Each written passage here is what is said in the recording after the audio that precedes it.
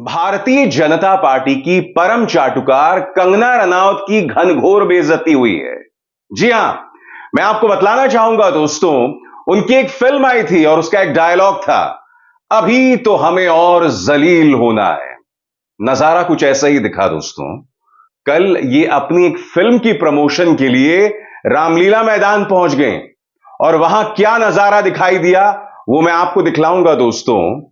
उनके तीर चलाने से पहले ही रावण का पुतला भर भरा कर गिर गया। वो सब दिखाऊंगा, मगर पहले मेरे कुछ सवाल दोस्तों।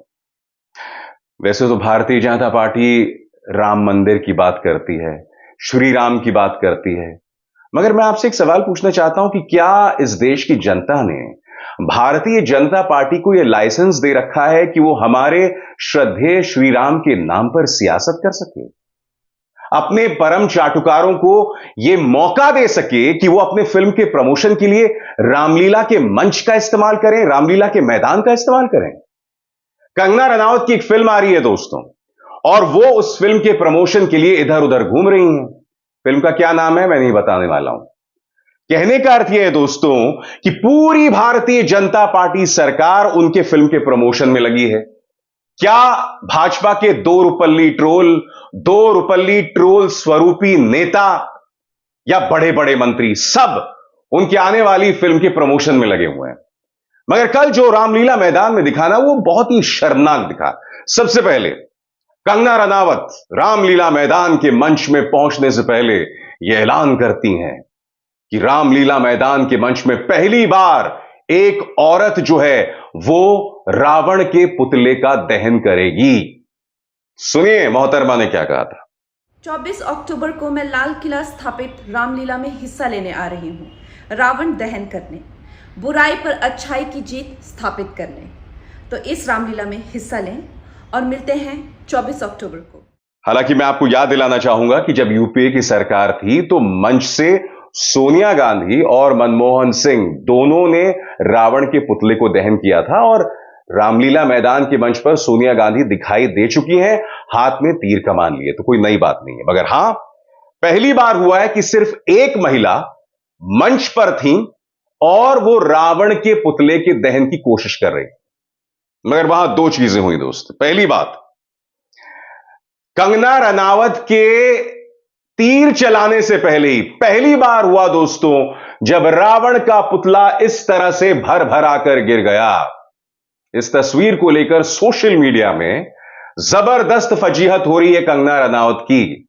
पहली बार हुआ है रामलीला के मैदान के इतिहास में कि इस तरह से रावण का पुतला दहन होने से पहले भर भरा कर गिर गया। और फिर कंगना रनावत जब मंच पर पहुंची तो वहां किस तरह की कॉमेडी हुई, मैं चाहूंगा कि आप भी देखें। तीर एक बार भी निशाने पर नहीं लगा। कॉमेडी क्या चल रही थी, मुलाहिजा फरमाइए।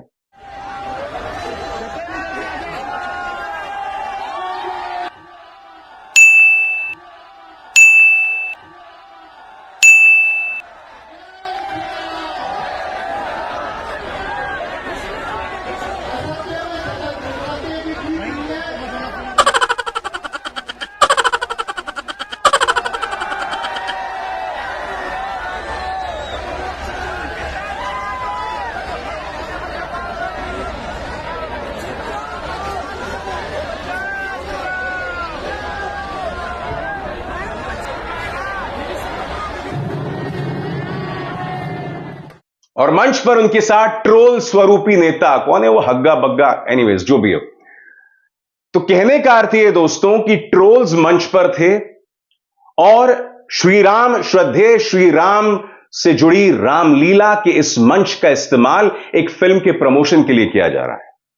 मैं आपसे एक सवाल पूछना चाहता हूं, इनफैक्ट यह सवाल मेरा बीजेपी सरकार से है। अगर भाजपा सरकार यह संदेश देना चाहती है कि वो एक महिला का सम्मान कर रही है और उनके जरिए पूरी कायनात में जो तमाम औरतें हैं उनका सम्मान कर रही हैं, तो क्या आपको कंगना रनावत ही मिली थी? बताइए बताइए, आपकी परम चाटुकार ही मिली थी। मैं आपको याद दिलाना चाहूंगा, द्रौपदी मुर्मू याद है, नए संसद का उद्घाटन हुआ था, वहां पर भी राष्ट्रपति द्रौपदी मुर्मू को नहीं बुलाया गया था। अगर आपको महिला सम्मान करना ही था रामलीला के मंच से तो उनको बुलाते हैं।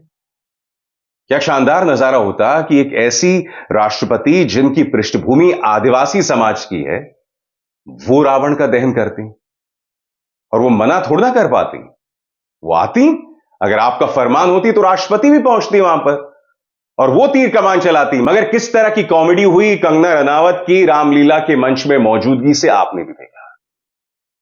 यानी कि भारतीय जनता पार्टी ने हर मोर्चे का इस्तेमाल अपनी राजनीति को आगे बढ़ाना और अपने पार्टी से जुड़े चाटुकारों को आगे बढ़ाने के लिए वो लोग इसका इस्तेमाल करते हैं।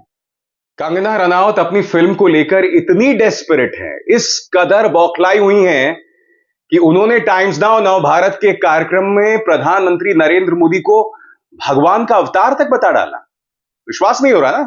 इसके अंदर एंकर यह कहता है कि आप ट्रोल होने वाली हैं। नहीं, आप पत्रकारिता भूल गए हैं तो मैं आपको याद दिला दूं, यह सवाल आपको पूछना चाहिए कि आप इतनी डेस्परेट है अपनी फिल्म के लिए कि अब आप प्रधानमंत्री को भगवान का अवतार बता रही हैं। अब रामलीला मैदान के मंच का इस्तेमाल किया जा रहा है एक फिल्म के प्रमोशन के लिए। यह सवाल पत्रकार को पूछना चाहिए, मगर जाहिर सी बात है जब पत्रकार ही चाटुकार हो तो सवाल कहां से होंगे। और मैं आपको बता दूं कि भाजपा के छुटभैया नेता तो उनकी फिल्म का प्रमोशन कर ही रहे हैं। ये देखिए, उनकी फिल्म की स्क्रीनिंग में स्वयं रक्षा मंत्री मौजूद थे। बात यहां नहीं रुकती, ये फिल्म प्रमोशन के लिए निकलती हैं और किसके साथ सेल्फी खिंचवा रही है। देखिए, देश के राष्ट्रीय सुरक्षा सलाहकार अजीत डोभाल के साथ कंगना रनावत जो हैं वो सेल्फी खिंचवा रही हैं। चलिए, पहली बार नहीं है, आपको याद है कि अक्षय कुमार की फिल्म सम्राट पृथ्वीराज चौहान, उसके स्क्रीनिंग में मुख्यमंत्री आदित्यनाथ थे, अमित शाह थे, तमाम भाजपा के नेता थे। कश्मीर फाइल्स उसे प्रधानमंत्री ने प्रमोट किया, केरला स्टोरी प्रधानमंत्री ने प्रमोट किया, वैक्सीन वॉर्स प्रधानमंत्री ने प्रमोट किया। वो बात मैं समझ सकता हूं, मगर इन्होंने तमाम हदों को पार कर दिया। दोस्तों, रामलीला के मंच का इस्तेमाल किया गया है एक फिल्म को प्रमोट करने के लिए।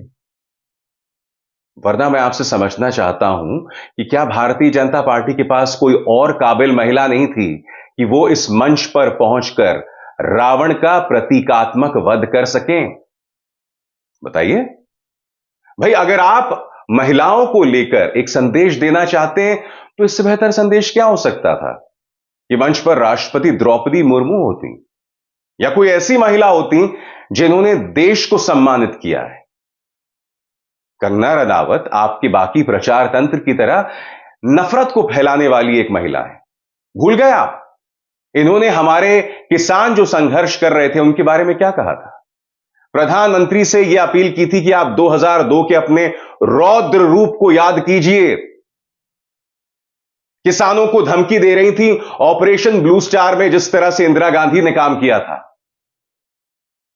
इस महिला के मुंह से नरसंहार जैसे शब्द आसानी से निकलते हैं और इस महिला को सम्मानित किया है भाजपा सरकार ने रामलीला के मंच से। मैं फिर कह रहा हूं कि क्या कंगना के अलावा कोई और व्यक्ति नहीं मिला था आपको रामलीला के मंच से तीर चलाने के लिए? और वो भी नहीं हो पाया क्योंकि उससे पहले, जैसे मैंने बताया, रावण गिर गया। बहरहाल, एक न्यूज चैनल ने किस तरह से उसकी रिपोर्टिंग की खुद देखिए।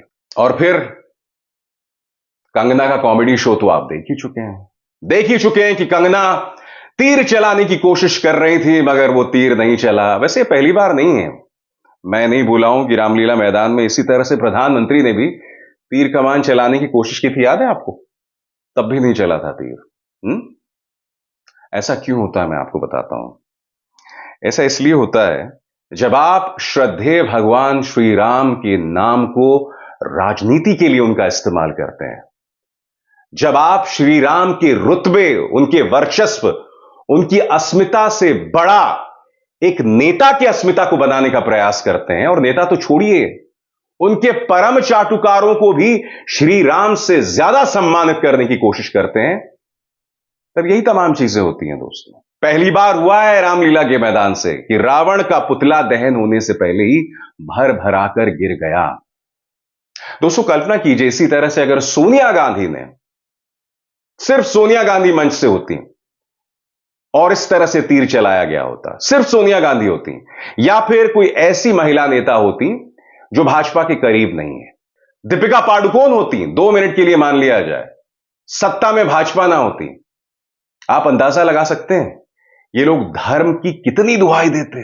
मैं दावे के साथ कह सकता हूं भाजपा का प्रचार तंत्र पूरा एक प्रोपेगेंडा चलाता कि आखिर एक महिला ने रामलीला मैदान के मंच से रावण का प्रतीकात्मक वध कैसे कर लिया, ये तो धर्म का अपमान है, श्री राम का अपमान है। ये लोग ये तमाम चीजें कहते, मैं आपको दावे के साथ कह सकता हूं दोस्तों।